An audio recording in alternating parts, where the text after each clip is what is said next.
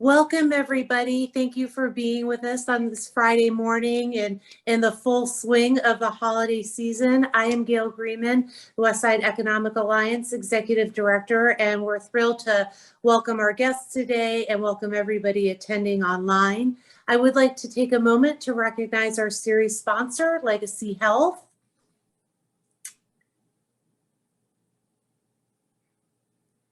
And I recognize our presenting sponsor, OTAC. And I'd also like to recognize our elected officials in the audience.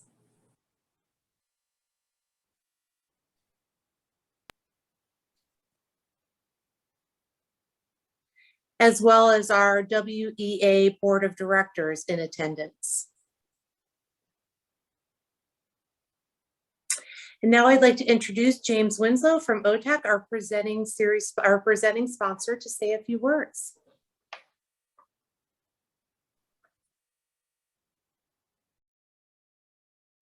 Thank you, Gail. Good morning, Westside Economic Alliance.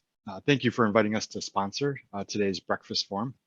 We really appreciate the opportunity to support a wonderful nonprofit organization that advocates for a healthy economic environment on the West Side.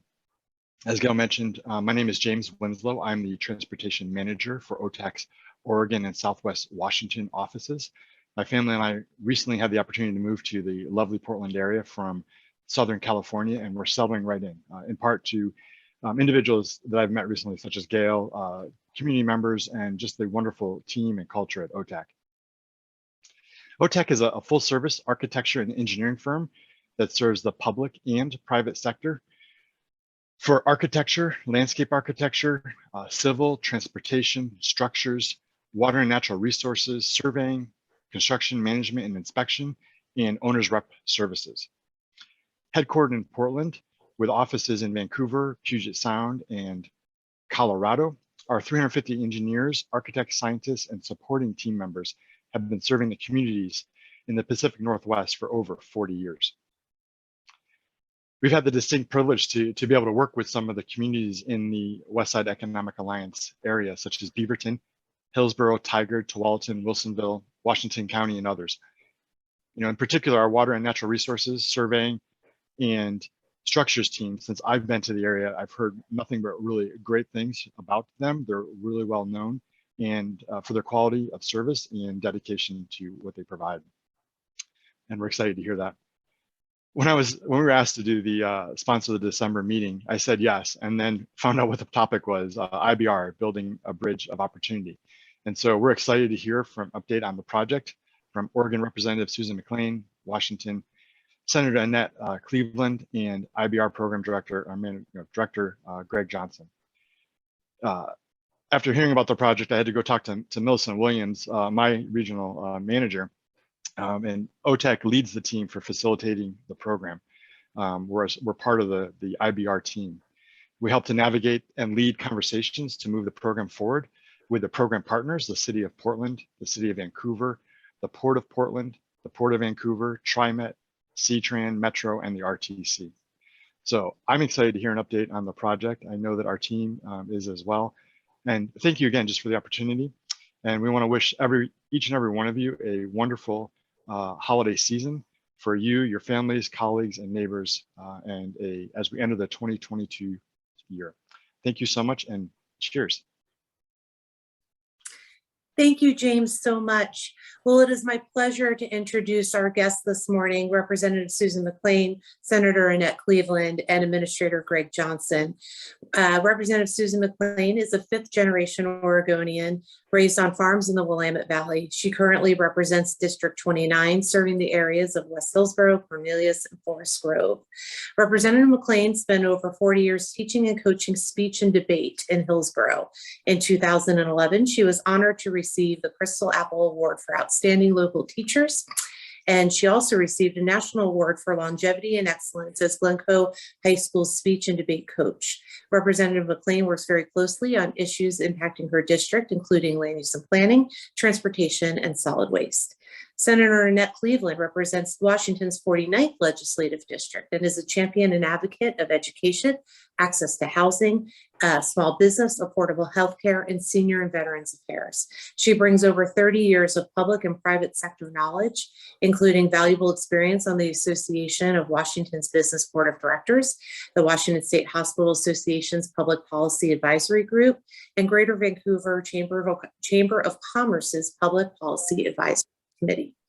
Administrator Greg Johnson came to the role of Program Administrator for the Interstate Bridge Replacement Program in July of 2020. In his role, Mr. Johnson jointly represents both the Oregon Department of Transportation and the Washington Department of Transportation to lead the bi-state IBR program in replacing the aging interstate bridge across the Columbia River.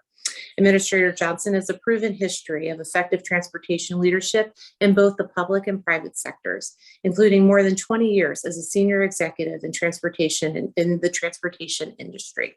Mr. Johnson has worked on major infrastructure projects, including the Gordie Howe International Bridge project, connecting the United States and Canada across the Detroit River. He is a licensed professional engineer with a degree in civil engineering and a master's in public administration. Welcome to all three of you. We are most appreciative of your time this morning. And Administrator Johnson, the virtual floor is yours. Well, thank you so much, Gail, and thank you for the invite to present information about where we are on the IBR program. So I want to acknowledge OTAC. OTAC has been a great addition to our team. Millicent Williams is a fantastic facilitator. So James, thank you very much for you guys jumping in the fray and helping. So if we can pull up the slideshow, I'll get going. So next slide, please. So as many of you know, this is not the first go round to try and get a modern bridge across the Columbia River between Portland and Vancouver. The conversation has been going on for almost a quarter of a century. So in 2004, the Columbia River Crossing Project started and actually ended in 2014 when there was a failure to fund it. But in 2019, the governors, Governor Brown and Governor Inslee, came together and said, this is critical for the long-term health of this region. And so they revived the effort and dubbed it the Interstate Bridge Replacement Program. So now we are currently in the planning and environmental stage. So we are coming in early 2022, you're going to start seeing solutions for the problems that exist in this corridor. And I have a future slide that shows what these identified problems are. We're hoping if we can get through all of the environmental and planning efforts and funding considerations, that we will go into design by 2024 and actually start construction on this bridge in 2025. And what you see at the bottom is we've been engaging the community all along this program. And that's one of the key things that we've heard from the stakeholders, is that this has to be a community-based solution, and community input is critical for this to move forward. So next slide, please.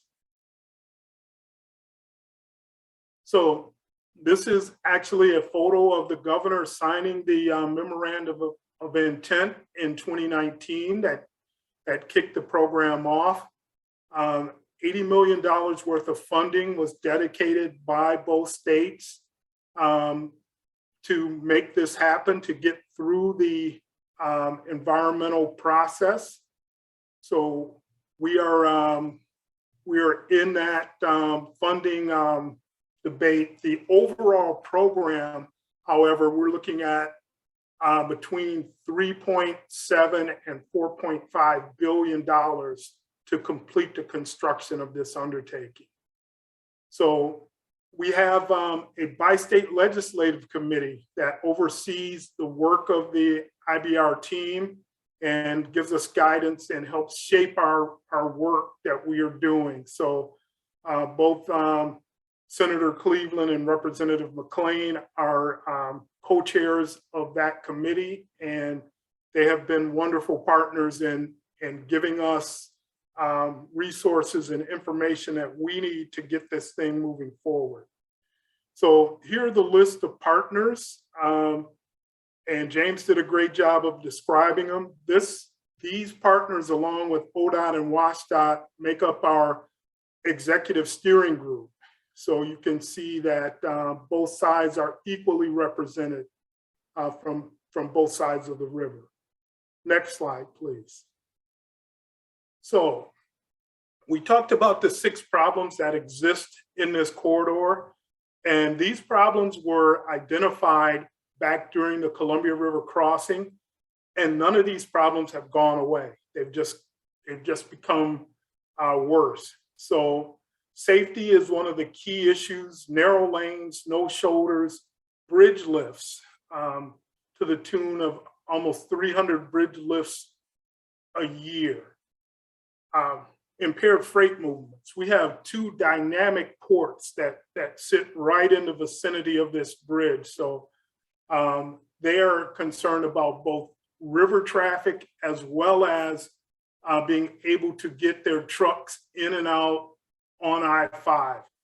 A lot of folks look at this as just a local connector between Vancouver and Portland, but this is a part of the interstate system, and this is the only West Coast freeway that goes between Mexico and Canada. And we have the only stoplight on I-5. So the freight movements in this corridor are critical for the economic health of this region. So congestion, we have over 138,000 vehicles that cross this bridge every day. And we know that this area is growing, it's healthy, and we know that that number is only gonna go up. So a lot of folks have asked, what are you doing with the change because of the pandemic? So we saw a drop in traffic, but we're also seeing that number start to come back towards the pre-pandemic days. So we have 7 to 10 hours of congestion during peak travel times, which is just a untenable situation for folks who are trying to get home, folks who have appointments to get to. So this is a key issue in this corridor. But one of the primary things about this bridge is its lack of seismic resiliency.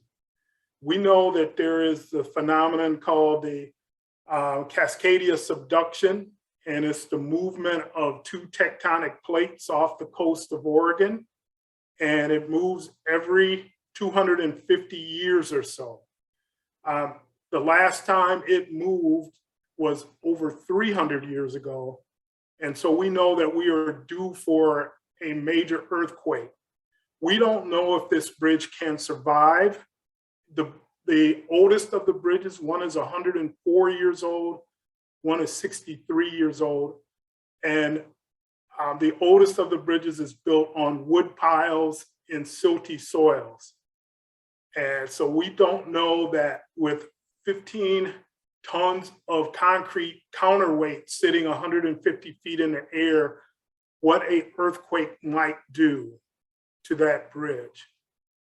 So we also know that there are inadequate bike and pedestrian paths. They're narrow, the railing is low, and we know that there's a lot of folks who choose not to walk or ride because of the conditions that exist out there. So we are looking at making this a multimodal corridor where folks can travel through and choose the mode that they feel best about. We also know that there's limited public transportation. We know that we are looking at high capacity transit going through this corridor. And that will be, once again, a nod towards making this a multimodal corridor where folks will have choices and can get out of the single occupancy vehicle trips if they so desire. Some of the other issues that we're being faced with on this are equity and climate considerations have come to the forefront in transportation. So we're unique in the nation in that we have a principal equity officer and a principal climate officer that are looking at the smart and best ways to deal with issues and concerns wrapped around these two important community priorities. Next slide, please. So this shows how the traffic has grown in the 14 years since the Columbia River crossing traffic data. We know that we have a growth of thousands of vehicles per day on both the Glenn Jackson Bridge, which is I-205, and the I-5 bridge.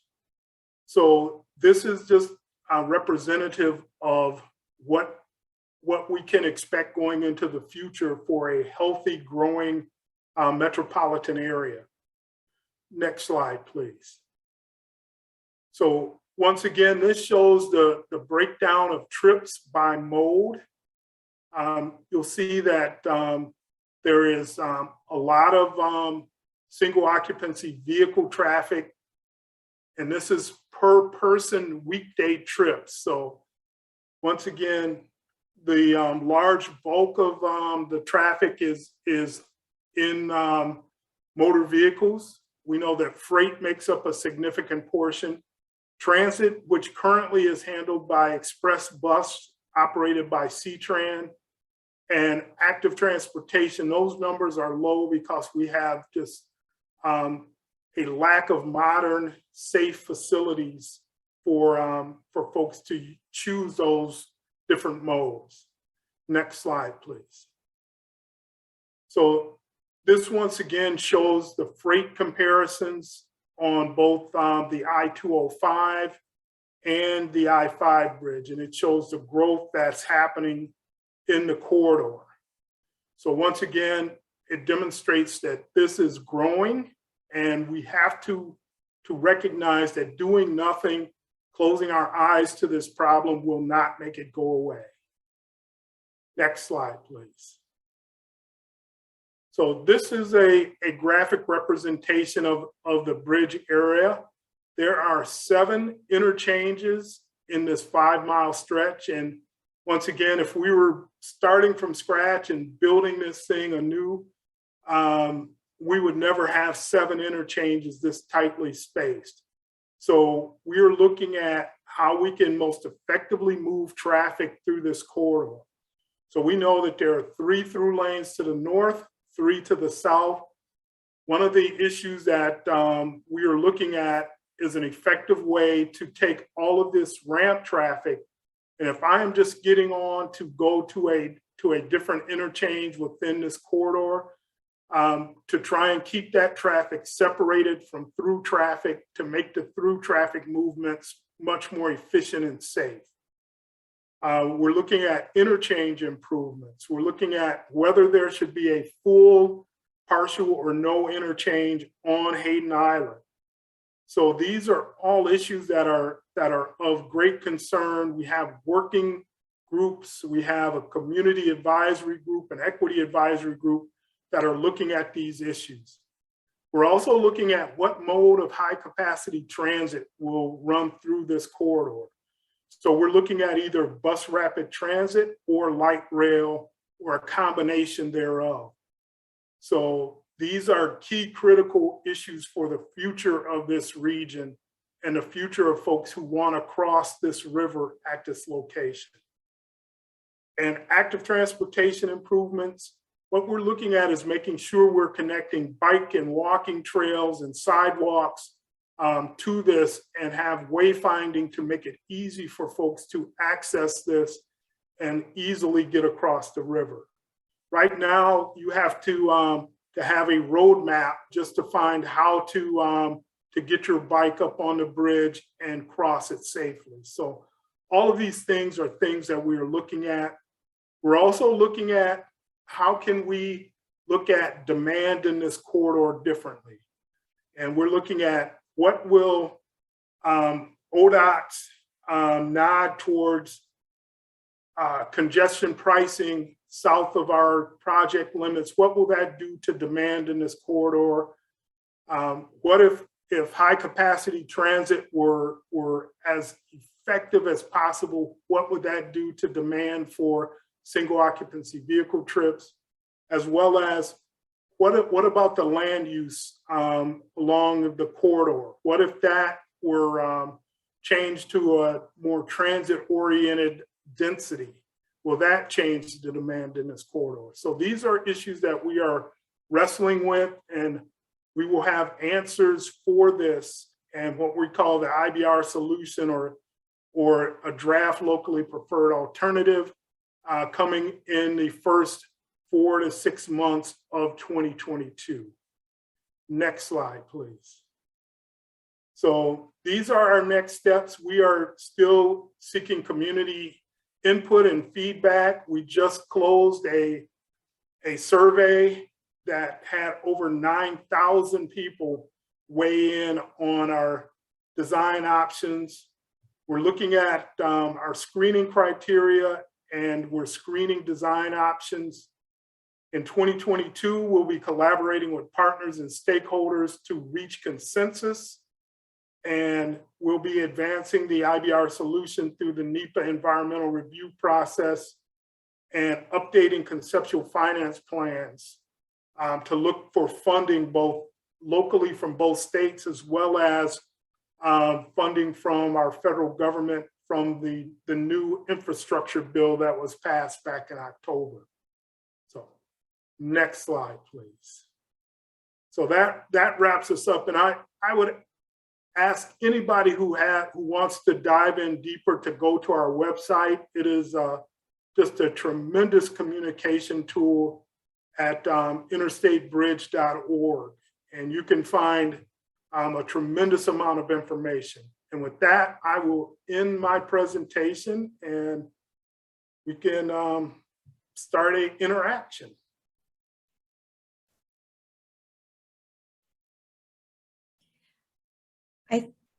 Representative McLain, would you like to go next? Certainly. Thank you so much. Thank you, Greg. As you can see, he's very thorough, he's very organized, and he has the best presentation in town because he got it all in there. And what I think Annette and I are here, Senator Cleveland, is to indicate to you that the legislature has been involved for over 2 years. And as co-chairs of the Bridge Committee, along with some other folks from both Washington and the Oregon side, we've been trying to make sure that this time that the legislature is up to date, is involved, is really working on some of the controversial issues that faced us last time. We want to learn from history. This is the most vetted project probably in the world.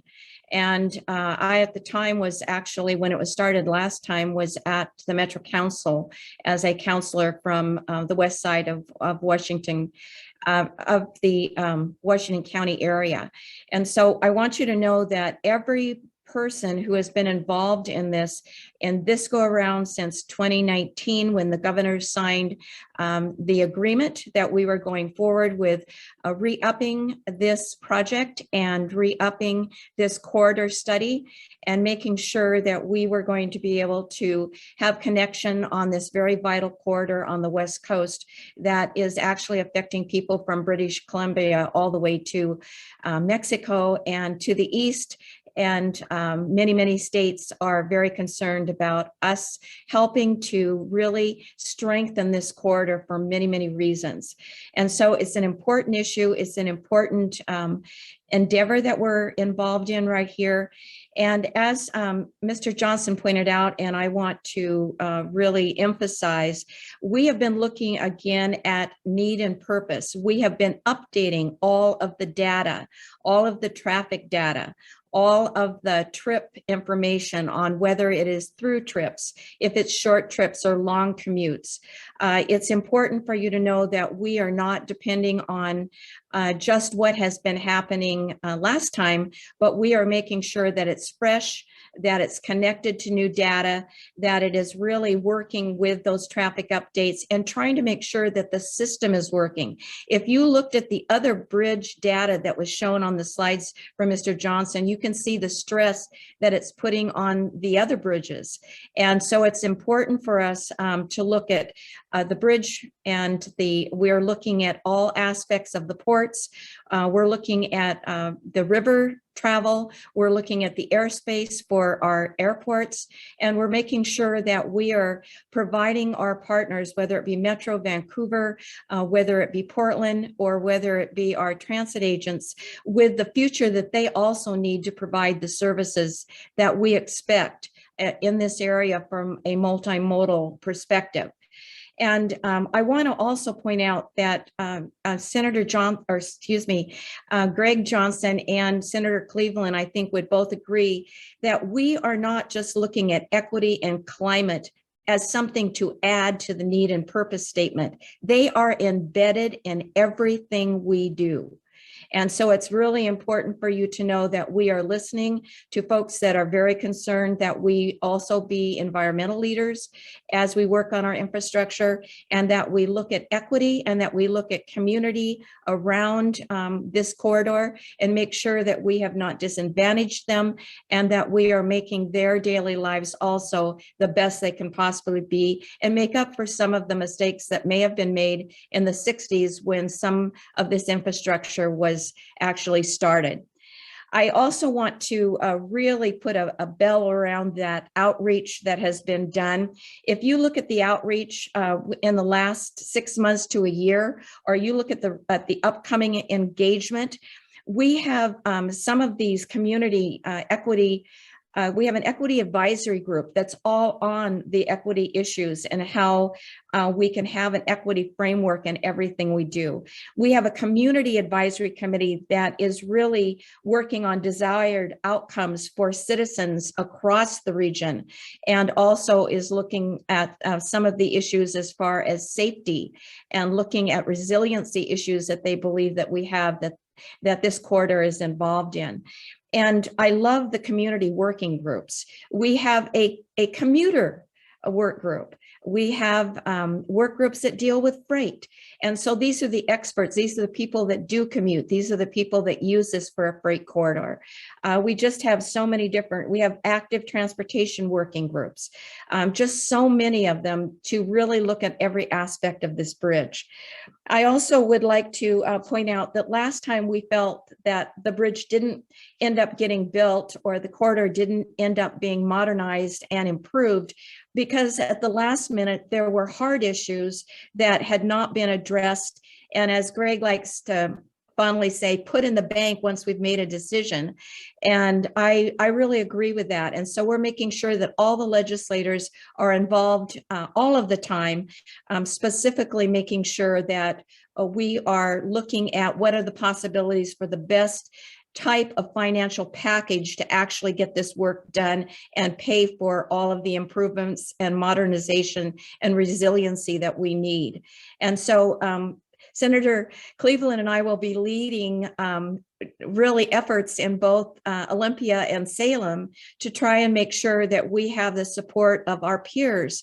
And so it's important for all of you businesses and all of you community members to let your senators and your legislators know how you feel about this bridge and help us with that support, because we need to have a positive vote in both Olympia and Salem in 2023 to make sure that we can keep on our schedule. So I've tried to keep to my 10 minutes, and I really appreciate both our director, Mr. Johnson, and Senator Cleveland, who I'd like to turn it over to now, and then we'll get to questions. So welcome, Senator Cleveland. Thank you, Representative McLean and Director Johnson and members of the West Side Economic Alliance. It is such a pleasure to be joining you this morning, and I bring greetings to you from your neighbor across the river in Washington and from the city of Vancouver that I represent, the 49th Legislative District. And just want to echo some of what Representative McLean shared this morning. The work and the progress that has been outlined would not have been possible without the commitment and the cooperation of legislators and elected officials on both sides of the river. And I have to take a moment in particular to recognize Representative McLean for her tireless work. I can't think of a better partner or a more hardworking partner. I don't even want to share with you how late at night sometimes the two of us are communicating with one another. But I think that there is no question of either of our commitments to this really important work, and also have to say we could not have asked for a more skilled manager and director, Greg Johnson. And thank you, Director Johnson, for all of your hard work. I want to quickly begin by sharing some of the work that occurred prior to the formation of the Bi-State Committee. And there was a recognition in the state of Washington that it was our responsibility, given what's happened in the past, that we needed to do the hard work together of building consensus around the goal of an I-5 bridge replacement within our own Southwest Washington delegation first. And that work actually began in 2015. And we sat down, we worked to agree on the goal being the need to replace an I-5 bridge. And then we developed principles that we all would support in moving toward that goal. We wrote legislation that laid out a process going forward, and 8 of the 9 of us in Southwest Washington sponsored that legislation and passed that legislation. We appropriated initial funding to begin the work, and that work included an inventory of all the past work that's been done toward the effort to replace this bridge, and included reopening the project office, hiring of the project manager, and also then working on a draft finance plan for the project. So we had just beginning to go from.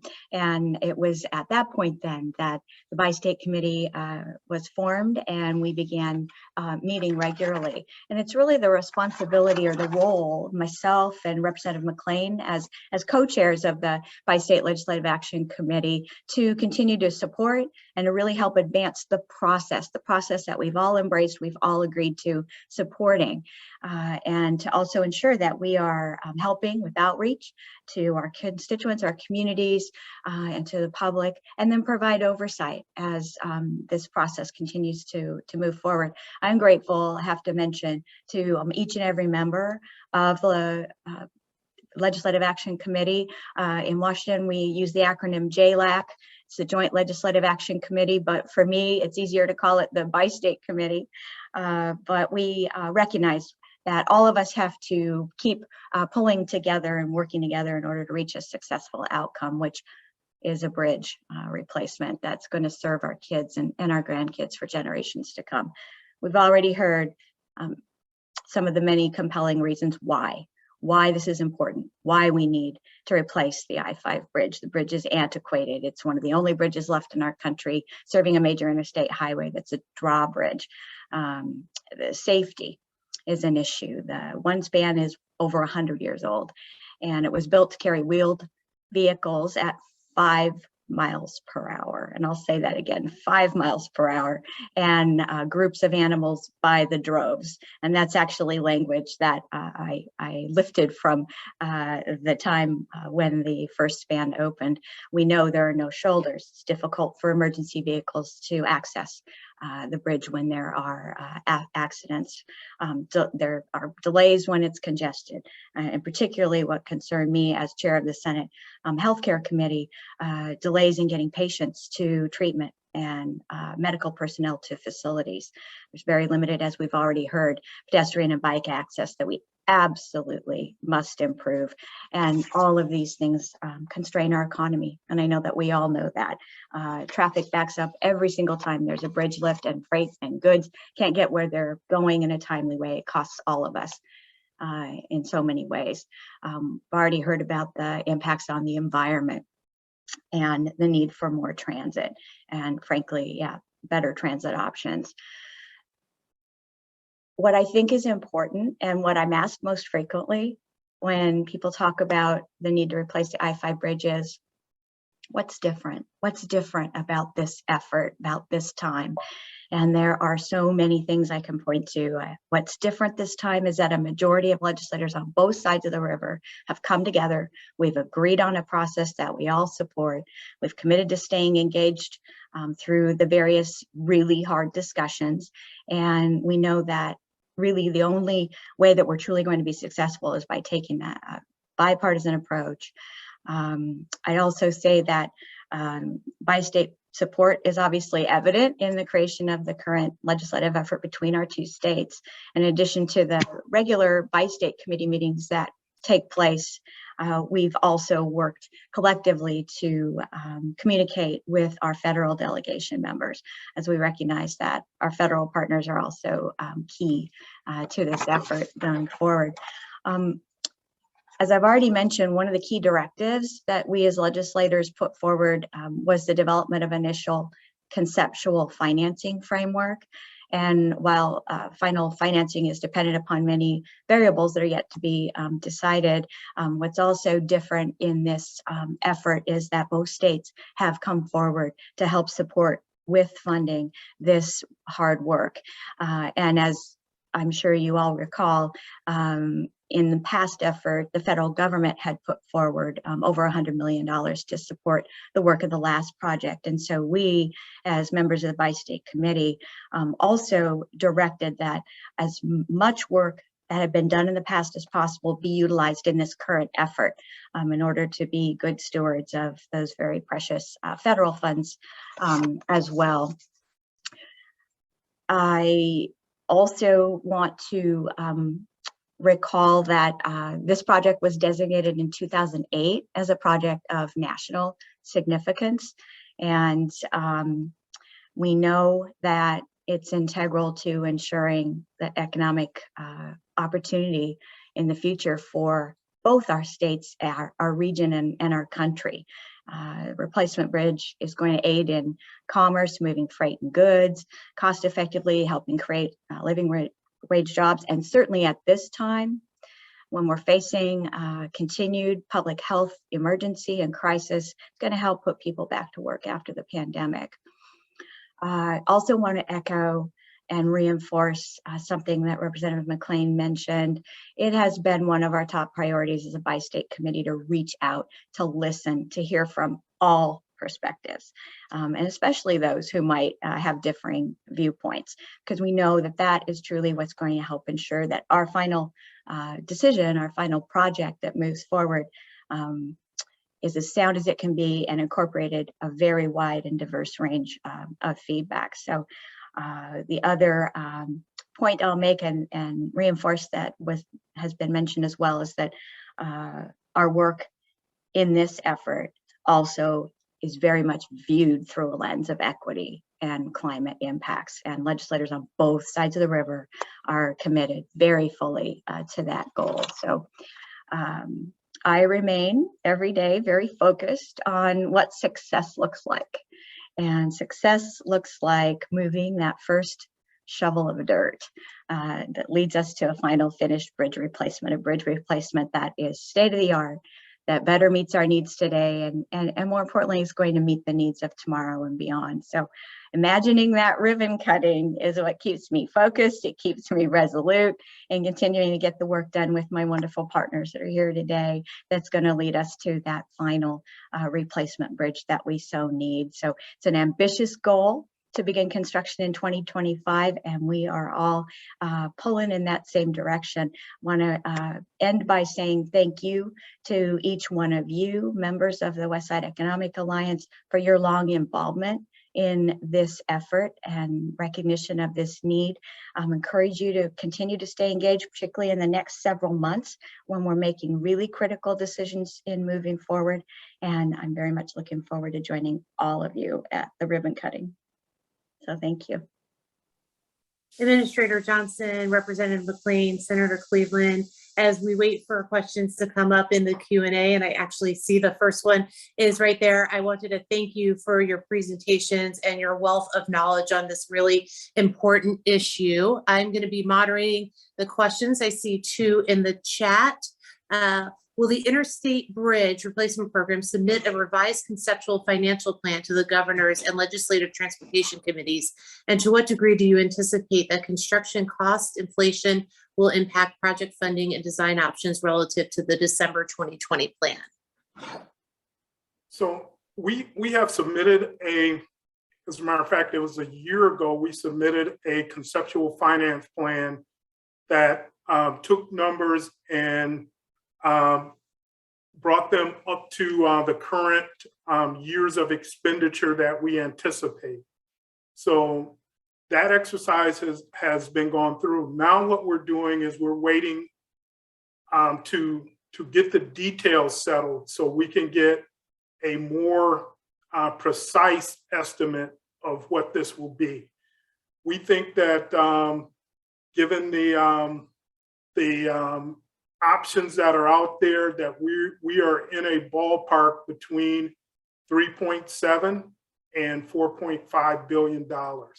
But we will be updating those numbers, and right now we're probably at a 10,000 foot view of this thing financially. We're hoping to get down to a 500 foot view of this thing here as soon as we decide what options we're going to move forward. Thank you. You know, I guess I have a question. You know, the Interstate Bridge, and I know, this was talked about in the presentations, but the IBR has an impact on all of Oregon and Washington, and exports are a large part of Oregon's economy. And in 2018, we saw that more than $22 billion in goods were exported from around the world from the state of Oregon, and probably just as much from the state of Washington.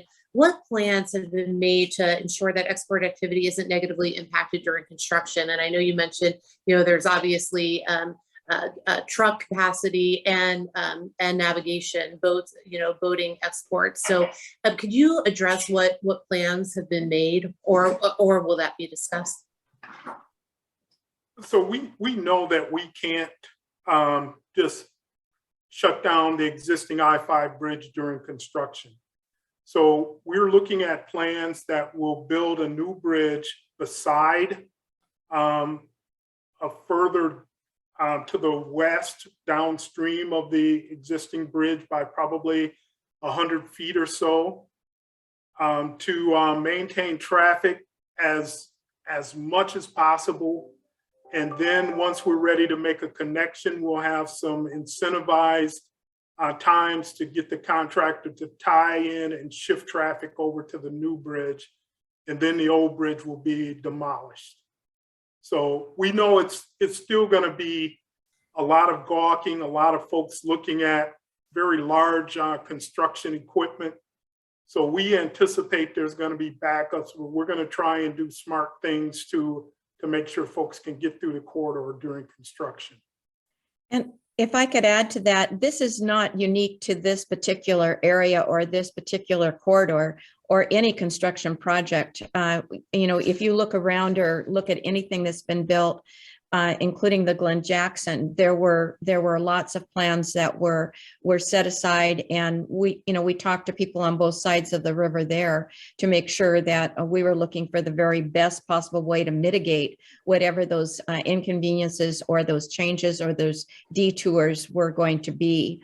So I really think that the bridge program has been thinking, working, and I believe that Mr. Johnson is correct that they're starting that type of conceptual management of a project as we go along and look at some of those more specific designs.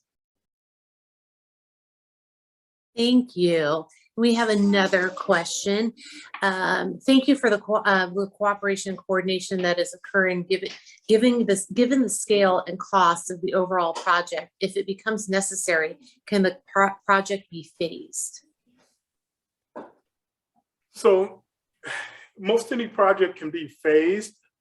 One of the problems with phasing this project currently on a non-accelerated time schedule, this project is going to take probably 6 to 7 years to complete. Now, that's without phasing.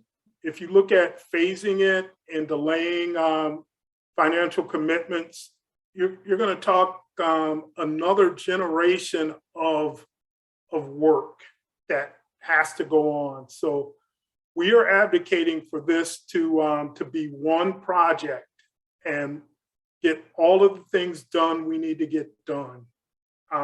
So we won't be inconveniencing folks for years on end. We're going to try and incentivize and get this thing done as quickly as possible. But phasing is always a possibility if funding is not available in the amounts that we need. But phasing just makes the project more expensive and makes it take longer. Thank you. And our next question is, I notice sometimes you refer to the project as primarily a bridge replacement project and other times as a corridor improvement project. Are the states committed to all or nothing, or is there a consideration to a phased approach in terms of funding and construction? So I'm reading these questions as they're coming in. So I think that you already addressed that. And our next question is there a, if I can nuance that, the answer on that, this is a corridor project. This is a 5-mile corridor. Because the new bridge is going to be bigger, taller, and going to touch down in both Hayden Island and in Vancouver differently than the existing bridge does. There's a number of things that have to be taken into account.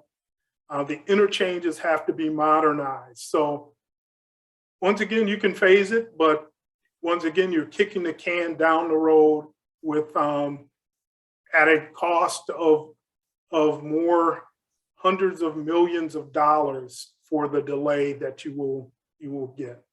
And Greg, I want to add to that too, Gail, if it's okay.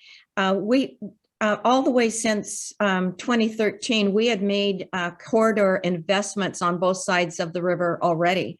There were commitments that were made as we looked at this particular part of the system on both sides of the river in both states. And some of those improvements have been made, in that 5 miles to the north, and some have been made in the 5 miles to the south. And some of them are in progress right now, and some are still being discussed. And so there's a wide variety. If you're dealing with infrastructure, it never stops. It's not just one project. It's an ongoing modernization and maintenance. And so modernization and maintenance goes on all the time. And both of us have a transportation commission that works with the legislature, that works with the cities and the counties on our STIP projects and other ways of keeping up with making sure that our infrastructure is safe, modernized, and that we are keeping adequate maintenance going. So it never stops, and it's not a project. It is ongoing infrastructure updating and caring for and making sure that we have functionality on all elements, not just a bridge, but on all elements of our infrastructure. Thank you. And our next question is there any more resolution on how the design interface with the Pearson will interface with the Pearson airfield? So we know that Pearson Airfield is one of the limiting factors for the height of the bridge. So Pearson Airfield is not going away, as some folks have suggested. So we will accommodate the flights coming in and out of Pearson. What it means is that we can't build certain types of bridges that, like a suspension bridge, such as the St. John's Bridge or a cable stay bridge, because the spires that they have generally would reach into the Pearson Field airspace. So we know that we have to design a bridge that can get ship traffic underneath it, is high enough to get the biggest ships through, but also low enough not to impact how pilots can take off and land at Pearson Field. One of the things I think is important, Mr. Johnson, to add is the fact that we have surveyed before and we're surveying again all of the industry and on all of the businesses that are along the river that use that shipping, and we're looking at their product. So we're not just looking at airspace, we're not just looking at how to get the the ships and the Coast Guard management in the way that they think is important and safe, but we're also trying to pay attention to the industry that we have on both sides of the river and that Vancouver and Portland and others depend upon. Yeah, we are right now in a river users survey, updating work that was done before to understand better what future uses and future needs on the river will be through this corridor, through the river corridor. So a lot of good work being done.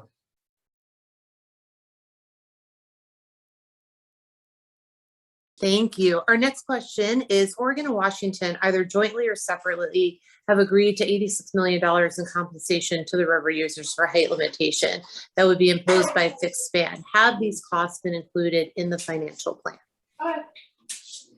Yes, they have. We are still in conversation with one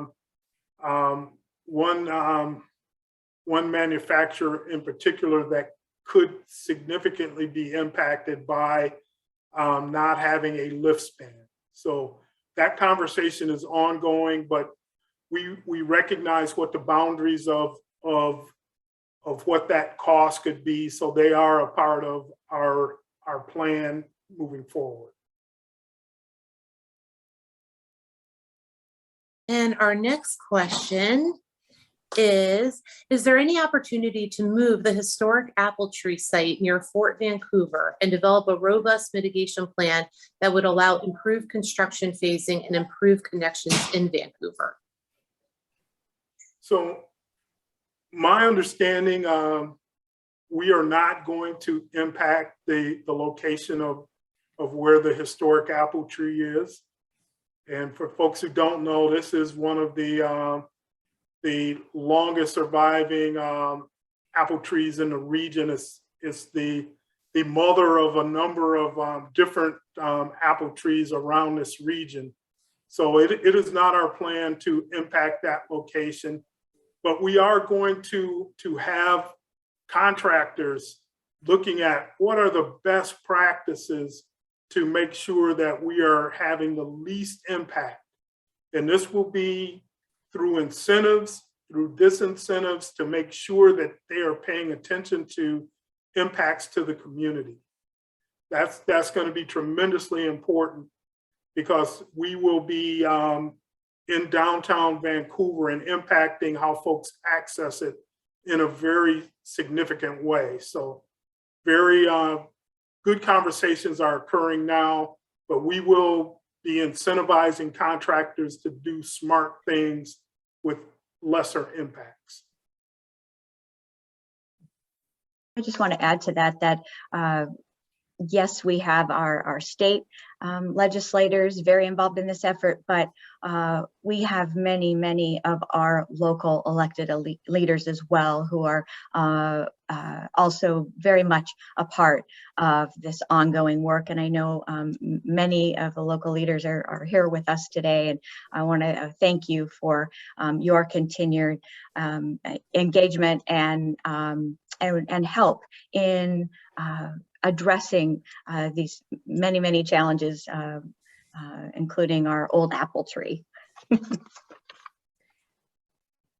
Thank you. And what transit options are being considered as part of this project? Well, I'd like to start with a legislative perspective that we realize that the transit conversation was one of the things that might have sidetracked our efforts and our success last time. And so our legislative committee, our bi-state committee, made a very big commitment that that transit conversation was going to happen on the front end. And we are doing that right now. And we have staff bringing to us options. They've already identified 11 or 12 different options that basically are rapid bus only, transit only, rapid bus and transit. And, you know, there's like 3 of each of those, maybe 4 of the combined. And then, you know, we're looking at all of those high level design ideas and then talking about it. But we consider light rail and rapid bus and many other different aspects of putting together those choices and combinations that give us the very best possible example of getting public transit across that bridge. Right now, there's 3,000 or 3,240 or whatever the number was in the slideshow, but we'd like it to get up to 30 to 40. 1,000 trips across that bridge. And so we're going to be looking as staff and the bridge program team brings to us more detailed options. And we're going to make those decisions. And I've heard, and please, Senator, weigh in, I've heard us talk very, very seriously about making sure that that public transit is workable, doable, modernistic, dealing with technology in the future, and that it's going to share that bridge in a big way.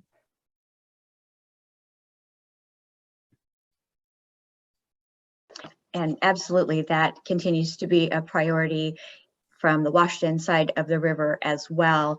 And as I've said previously, this is really a bridge to our future. This is a bridge for the future. This is a bridge for our kids, for our grandkids, and we have to ensure that we are putting forward a project that's going to best serve them for many, many, many years to come. Thank you. And before we wrap up, I'd like to, again, thank the 3 of you for your expertise, the robust conversation. And I'd like to give each of the 3 of you just a few minutes for closing remarks before we wrap up. Senator, I'll defer to my partners. Well, we can go on, Senator or Representative McLean, why don't you start? well, first of all, I just want to thank again, Mr. Johnson and Senator Cleveland for being here today. I think you can see the passion that the 3 of us have for making sure that we're doing work for the public and for the business aspects of our community and for everyday citizens that just want to be able to have a lifestyle and a commute that's reasonable and safe.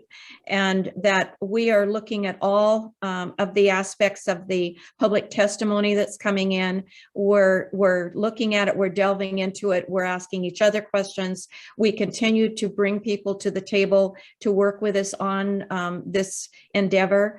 And we want to hear from you. And we need third-party validators, folks, that really think this is important. It can't just be left up to the legislature and the bridge team to indicate what we think is the best possible outcome. We need to hear from you about what you need, what you think is reasonable, and then we need to figure out how to accomplish it. So you're part of this story, you're important to this story, and it's going to be really something that we want in the next 3 or 4 months to hear what you're thinking, and we want to have a dialogue. So thank you for having us here today. I'll also share my thanks and appreciation for the opportunity to join you this morning and to have this conversation. I hope it's one of many more to come. I'm grateful for all of my colleagues and all who have contributed thus far to this effort, and I'm looking forward to continued work. I think that I also want to really underscore how important it is, as Representative McLain said, for each and every one of us to share our perspective. Now's the time. We do not want to miss the opportunity as Oregon, Washington, this region of not being ready with a project, shovel-ready project that we can put forward for federal funding. And given the passage of the federal infrastructure package, we are in a very strong position to ensure that we get some of our fair share of those hard-earned tax dollars returned to this region, so we can continue to spur economic development, better create jobs, and ensure the health of this region and our two states for generations to come. So real quickly, just two things I'd like to leave folks with is, number one, doing nothing is a costly alternative. And just ignoring that we have a 104-year-old bridge, that's a vital link in the economy of this region and of both states, is not a viable solution. And the second piece is we can't let a perfect solution, which by the way does not exist, be the enemy of a very good solution. So we know we can't satisfy each and every individual need and want, but we're going to check a lot of boxes with a modern bridge that's going to make this region stronger and make them have a proud new crossing of the Columbia River. So thank you for having us. Well, thank you again. Thank you for your time. Thank you for your expertise. I would like again to thank Legacy Health, our series sponsor, and OTAC, our presenting sponsor. We would also very much like to see you in 2022 at our upcoming events. And I would like to thank you in the audience again for your time, and to everybody, have a wonderful rest of your week, a very safe, healthy, happy holiday season, and a wonderful new year. And we look forward to seeing you in 2022. Thank you so much. Have a great day.